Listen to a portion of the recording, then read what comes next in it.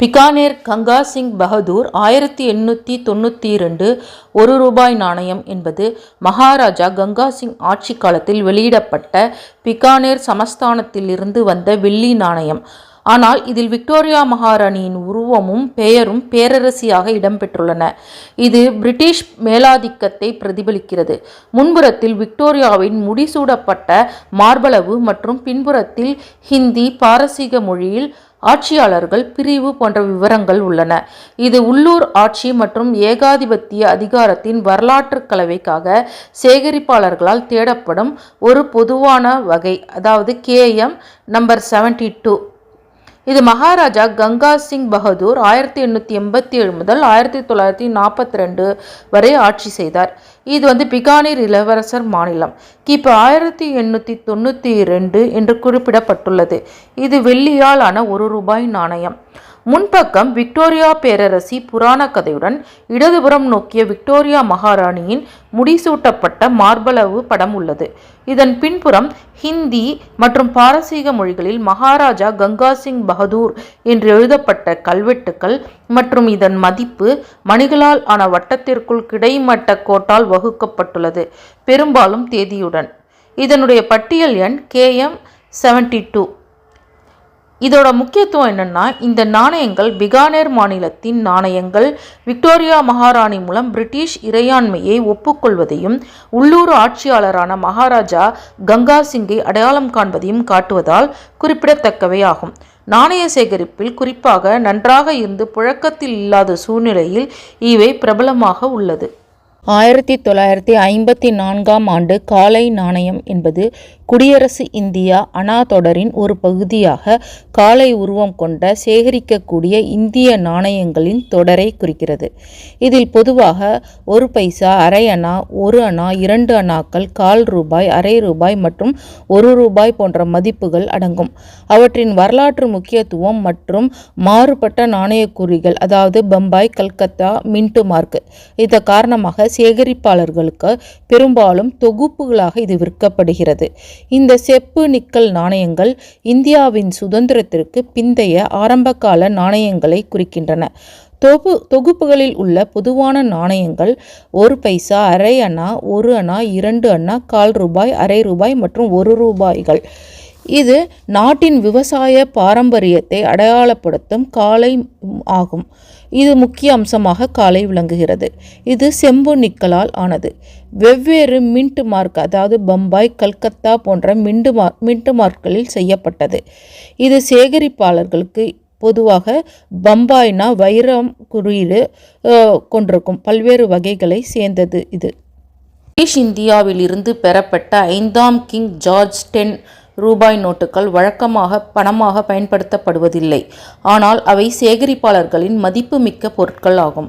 அரிதான தன்மை, கையொப்பம், அதாவது JB Taylor, JW Kelly, H Denning போன்ற கையொப்பம், நிலை, அதாவது PMG 55 என்று தரப்படுத்தப்பட்டது இப்போது புழக்கத்தில் இல்லை.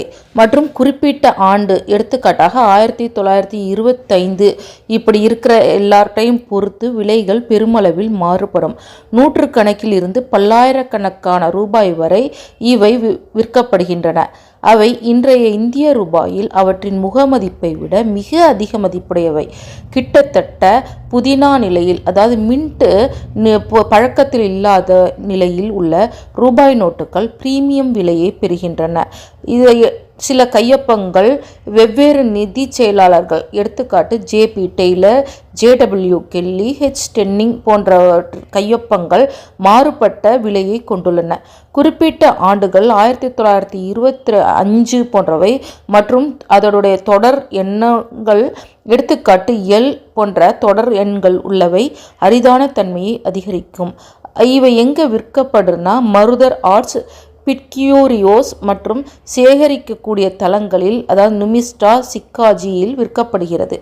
இதோட மதிப்பு 1925ஆம் ஆண்டு ஜேபி டெய்லர் கையொப்பமிட்ட ஒரு அரிய PMG 55 தரப்படுத்தப்பட்ட இந்த 10 ரூபாய் நோட்டு சுமார் 45,000 55,000 என மதிப்பிடப்படுகிறது. JW கெல்லி கையொப்பமிட்ட இதே போன்ற தரப்படுத்தப்பட்ட நோட்டு சுமார் 65,000 பட்டியலிடப்பட்டது. நீங்கள் இவற்றை தினசரி பரிவர்த்தனைக்கு பயன்படுத்த முடியாது. அவற்றின் மதிப்பு நாணயவியல், அதாவது நாணயம், நாணய சேகரிப்பு மற்றும் வரலாற்று முக்கியத்துவத்தில் உள்ளது. புழக்கத்தில் உள்ள நாணயமாக இது அல்ல. சுவாமி சின்மயானந்தா 10 ரூபாய் நாணயம் என்பது அவரது பிறந்த நூற்றாண்டு விழாவை கொண்டாடும் வகையில் 2015ஆம் ஆண்டு இந்தியாவால் வெளியிடப்பட்ட ஒரு இரு உலோக நினைவு நாணயம். இதில் பின்புறத்தில் அவரது மார்பளவு உருவமும் முன்புறத்தில் அசோகத்தூணும் இடம்பெற்றுள்ளன. இதன் கலாச்சார முக்கியத்துவம் மற்றும் நாணயவியல் மதிப்பு காரணமாக சேகரிப்பாளர்களுக்கு இது மிகவும் விரும்பப்படும் ஒரு பொருளாக அமைகிறது. இதனுடைய உலோகம் பைமெட்டாலிக், அதாவது அலுமினியம் வெண்கல வளையத்தில், செம்பு நிக்கல் மையத்தில். இதனுடைய எடை 7.71 கிராம். இதனுடைய விட்டம் 27 மில்லிமீட்டர். இதன் முன்புறம் அசோகத்தூணின் சிங்கமும் சத்யமேவ ஜெயதே மற்றும் 10 என்ற பிரிவும் உள்ளது. இதன் பின்புறத்தில் ஹிந்தி மற்றும் ஆங்கிலத்தில் சுவாமி சின்மயானந்தா கி ஜன்மஷதி, அதாவது சுவாமி சின்மயானந்தாவின் பிறந்த நூற்றாண்டு புராண கதைகளுடன் சுவாமி சின்மயானந்தாவின் மார்பளவு உருவம் உள்ளது. இது நாணய சாலைகள் எங்கன்னா ஹைதராபாத், மும்பை, நொய்டா மற்றும் கொல்கத்தா ஆகிய இடங்களில் நாணய சாலைகள் இந்த நாணயங்கள் தயாரிக்கப்படுகின்றன. சேகரிப்பாளர்களுக்கான முக்கியத்துவம் இதில் என்னன்னா, கலாச்சார மற்றும் ஆன்மீக பதிப்பு செல்வாக்கு மிக்க ஆன்மீக தலைவரை கௌரவிக்கிறது. இந்திய ஆன்மீகம் மற்றும் வரலாற்றில் ஆர்வமுள்ளவர்களை ஈர்க்கிறது. நாணயவியல் ஆர்வம் என்னன்னா, புழக்கத்தில் உள்ள ஒரு நினைவு நாணயம் சுற்றோட்டமில்லாத, அதாவது UNC நிலைகளிலும் சில சமயங்களில் சிறப்பு சேகரிப்பு தொகுப்புகள் அல்லது அட்டைகளிலும் கிடைக்கிறது. சுவாமி விவேகானந்தரின் 150வது பிறந்த நாளை குறிக்கும் வகையில் 2013ஆம் ஆண்டு வெளியிடப்பட்ட இந்திய குடியரசு நினைவு நாணயம் 5 ரூபாய் நாணயம் ஆகும். இதன் பின்புறத்தில் தேதிகள், அதாவது 1863 முதல் 1902 மற்றும் ஹிந்தி ஆங்கிலத்தில் மதிப்புகளுடன் அவரது உருவப்படம் இடம்பெற்றுள்ளது. இது நிக்கல் பித்தளையால் ஆனது. மேலும் இது இந்திய பாரம்பரியத்தை கொண்டாடும் நாணயவியல் நிபுணர்களுக்கு பிரபலமான சேகரிப்பு நாணயம் ஆகும். இதனுடைய விவரங்கள்: இது சுவாமி விவேகானந்தரின் 150வது பிறந்த நாளுக்காக அச்சிடப்பட்டது. இது இந்திய ரிசர்வ் வங்கியால், அதாவது RBI அச்சடிக்கப்பட்டது. இது ஆண்டு 2013ஆம் ஆண்டு வெளியிடப்பட்டது. இதனுடைய மதிப்பு 5 ரூபாய்.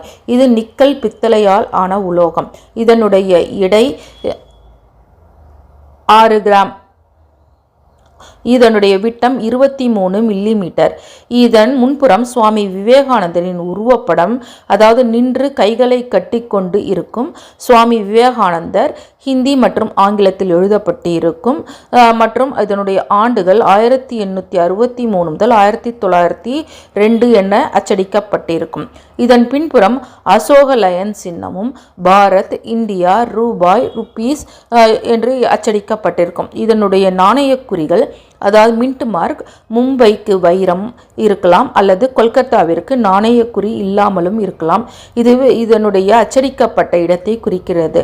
சேகரிப்பாளர்களுக்கு முக்கியமான விவரம்: இந்த நாணயம் பிரபல ஆன்மீக தலைவருமான ஆன்மீக தலைவருடனான தொடர்பின் காரணமாக சேகரிப்பாளர்களால் விரும்பப்படுகிறது. இது பெரும்பாலும் UNC, அதாவது சுயற்சி செய்யப்படாதது அல்லது சான்று நிலைகளில் கிடைக்கிறது. மேலும் நாணய விற்பனையாளர்கள் அல்லது ஆன்லைன் தளங்களின் மூலம் இதை வாங்கலாம்.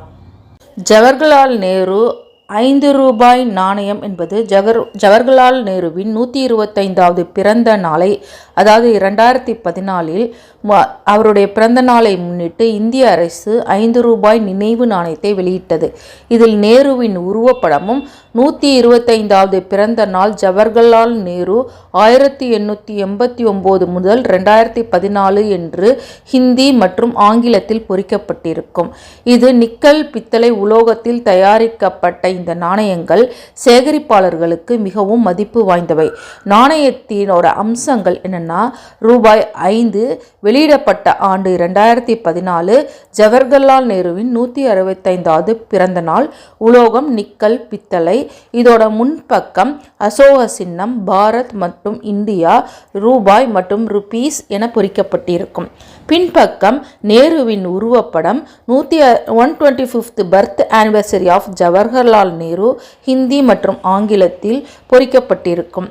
இது இந்திய அரசு நாணய சாலைகள் இது உற்பத்தி செய்யப்படுகிறது. இந்த நாணயம் இந்தியாவின் முதல் பிரதமரான நேருவின் பங்களிப்பை நினைவு கூறும் வகையில் கல்வி மற்றும் ஜனநாயக கொள்கைகளை நிலைநாட்டுவதற்காக வெளியிடப்பட்டது. நாணயத்தில் உள்ள 1886 to 1998 தேதிகள் மௌலானா அபுல் கலாம் ஆசாத்தின் பிறப்பு மற்றும் இறப்பு ஆண்டுகளை குறிக்கின்றன. இது 1998 அல்ல, 2013 அவரது 125வது பிறந்த நாளுக்காக வெளியிடப்பட்ட இந்தியாவின் 5 ரூபாய் நாணயத்தால் நினைவு கூறப்படுகிறது. அவரது உருவப்படம் மற்றும் ஆண்டுகள் இடம்பெற்ற நாணயங்கள் 1888 to 1958, அதாவது சரி செய்யப்பட்ட நாணயம். இது நிக்கல் பித்தளையால் ஆனது, சுமார் 6 கிராம் எடையுள்ளது. புழக்கத்திற்கும் சேகரிப்பாளர்களுக்கும் வெளியிடப்பட்டன. 2013ஆம் ஆண்டு இந்திய ரிசர்வ் வங்கி அரசு நாணய சாலைகளால் வெளியிடப்பட்டது. பின்புறத்தில் அவரது மார்பளவு படம் இடம்பெற்றுள்ளது. கீழே 1888 முதல் 1958 என்றும் மௌலானா அபுல் கலாம் ஆசாத்தின் 125வது பிறந்த நாள் என்றும் பொறிக்கப்பட்டுள்ளது. 1886 to 1996 என்ற தேதி ஏன்? 3ஆம் தரப்பு பட்டியலில் நீங்கள் தேதிகளை 1886 to 1996 என்று பார்த்திருக்கலாம் அல்லது தவறாக நினைவில் வைத்திருக்கலாம் என்று தெரிகிறது. ஏனெனில் அதிகாரப்பூர்வ ஆதாரங்கள் அவரது பிறந்த ஆண்டு 1888 என்று உறுதிப்படுத்துகின்றன. இது 2013 வெளியிடப்பட்ட நாணயத்தின் உண்மையான நினைவு ஆண்டுகளான 1888 முதல் 1958 உருவாக்குகிறது. 1976 ட்ரம்மர் பாய் காலாண்டு நாணயம் என்பது அமெரிக்காவின் 200வது சுதந்திர தினத்தை முன்னிட்டு 1776 முதல் 1976 ஆகிய இரட்டை ஆண்டுகளுடன் வெளியிடப்பட்ட ஒரு சிறப்பு நாணயமாகும். புழக்கத்தில் உள்ள பெரும்பாலான 1976 காலாண்டு நாணயங்கள் அவற்றின் முகமதிப்பிலேயே, அதாவது 25 சென்ட்ஸ் உள்ளன. இருப்பினும் மிக சிறந்த நிலையில் உள்ளவை சில டாலர்கள் முதல் $50 வரை விற்பனை செய்யப்படலாம். அச்சிடப்பட்ட போது ஏற்பட்ட அரிய பிழைகள் கொண்ட நாணயங்கள் மிக அதிக விலைக்கு விற்கப்படுகின்றன. சமீபத்திய ஏலங்களில் சில அரிய பிழைகள் மற்றும் சிறந்த தரம் கொண்ட நாணயங்கள் $4,50,000 முதல் $5,50,000 வரை விற்பனையாகியுள்ளன. குறிப்பாக வெள்ளி முலாம் பூசப்பட்ட சிறப்பு பதிப்புகள் அல்லது டபுள் டை போன்ற பிழைகள் கொண்டவை அதிக மதிப்புடையவை. நாணயத்தின் முன்பக்கத்தில் 1776, 1976 என்று குறிப்பிடப்பட்டிருக்கும். பின்பக்கத்தில் இராணுவ வீரர் ட்ரம் வாசிப்பது போன்ற வடிவம் இருக்கும். சான் பிரான்சிஸ்கோ மின்ட்டில், அதாவது எஸ் மின்ட் மார்க் கொண்டவை தயாரிக்கப்பட்ட 40% வெள்ளி நாணயங்கள் சேகரிப்பாளர்களிடையே அதிக வரவேற்பு பெற்றவை. நாணயத்தின் முன்பக்கத்தில் 1776, 1976 என்று குறிப்பிடப்பட்டிருக்கும். பின்பக்கத்தில் இராணுவ வீரர் ட்ரம் வாசிப்பது போன்ற வடிவம் இருக்கும். உங்களிடம் இருக்கும் நாணயம் மிகவும் அரிதானயா என்பதை அறிய அதனை அங்கீகரிக்கப்பட்ட நாணய மதிப்பீட்டு நிறுவனங்களிடம், அதாவது PCGS அல்லது NGC-இடம் சென்று சரிபார்ப்பது நல்லது. 75வது சுதந்திர ஆண்டை ஆசாதி கா அம்ரித் மகோத்சவ் நினைவு கூறும் வகையில் 2022 முதல் 2024 ஆண்டில் இந்தியா சிறப்பு 5 ரூபாய் நாணயங்களை வெளியிட்டது. அதில் ஆசாதி கா அம்ரித் மஹோத்சவ் லோகோ மற்றும் பின்புறம் மற்றும் முன்புறத்தில் அசோகத்தூண் ஆகியவை இடம்பெற்றுள்ளன. இவை நிக்கல் பித்தளையால் ஆனது. 6.74 கிராம் எடையுள்ளவை. மேலும் மும்பை, நொய்டா, கொல்கத்தா மற்றும் ஹைதராபாத் போன்ற பல்வேறு நாணய கூடங்களில் அச்சிடப்பட்டன. இவை சட்டப்பூர்வ டெண்டராக புழக்கத்தில் உள்ளன.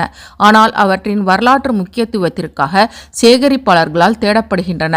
சில நேரங்களில் செட்களாகவோ அல்லது ஒற்றை நாணயங்களாகவோ விற்கப்படுகின்றன. இதன் முன்புறம் அசோகத்தூண், பாரத் மற்றும் இந்தியா கல்வெட்டுகளுடன் கூடிய சிங்கத் தலைநகரம் உள்ளது. பின்புறம் ஆசாதி கா அம்ரித் மஹோத்சவ் லோகோ, 75வது சுதந்திர ஆண்டு மற்றும் 2022, 23 அல்லது 24 என்று அச்சிடப்பட்டிருக்கும். இந்த நாணயங்கள் இந்தியாவின் சுதந்திர பயணத்தின் உறுதியான நினைவூட்டலாக செயல்படுகின்றன. இதனால் அவை சேகரிப்பாளர்களால் மற்றும் இந்திய நாணயவியல் ஆர்வலர்களிடையே பிரபலமாக உள்ளது. மகாத்மா பசவேஸ்வரா 5 ரூபாய் நாணயம் என்பது 12ஆம் நூற்றாண்டின் செல்வாக்கு மிக்க தத்துவ ஞானி, அரசியல்வாதி மற்றும் சமூக சீர்திருத்தவாதியை கௌரவிக்கும் வகையில் 2006ஆம் ஆண்டு இந்தியாவால் வெளியிடப்பட்ட ஒரு நினைவு நாணயம். இதன் பின்புறத்தில் பக்தி, காயகா, தசோஹ, சமதா அதாவது பக்தி, வேலை, தன்னலமற்ற சேவை, சமத்துவம் என்ற வார்த்தைகளும் முன்புறத்தில் 5 அதாவது 2, 3, 9 என்ற மதிப்பும் கொண்ட அசோக சிங்க தலைநகரமும் இடம்பெற்றுள்ளன. செம்பு, நிக்கல் அல்லது சில நேரங்களில் குறிப்பிட்ட பதிப்புகளுக்கு துருப்பிடிக்காத எஃகு இவற்றின் மூலம் தயாரிக்கப்பட்ட இந்த சேகரிக்கக்கூடிய நாணயம் பசவண்ணாவின் சமத்துவம் மற்றும் உழைப்பின் கண்ணியம் மற்றும் கொள்கைகளை கொண்டாடுகிறது. இது நாணயவியல் வல்லுநர்கள் மற்றும் வரலாற்று ஆர்வலர்களுக்கு குறிப்பிடத்தக்கதாக அமைகிறது. இது செம்பு, நிக்கல், சில சமயம் துருப்பிடிக்காத எஃகால் ஆனது. இது சுமார் 9 கிராம் 23 மில்லிமீட்டர் விட்டம். உலோகத்தை பொறுத்து சிறிது மாறுபடும். இதன் முன்பக்கம் அசோக லயன் கேபிட்டல் 5 என்ற எண், இந்திய ரூபாய், பாரத், சத்யமேவ ஜெயதே எல்லாம் இடம்பெற்றுள்ளது. பின்புறம் மகாத்மா பசவேஸ்வராவின் மார்பளவு மகாத்மா பசவேஸ்வரா ஆங்கிலம், இந்தியில் எழுதப்பட்டுள்ளது. பக்தி, காயகா, தசோஹா, சமதா அப்படின்னு எழுதப்பட்டுள்ளது. இதோட முக்கியத்துவம் என்னன்னா, பக்தி, உழைப்பு, தன்னலமற்ற சேவை மற்றும் சமத்துவம் பற்றிய பசவண்ணாவின் போதனைகளை நினைவு கூறுகிறது.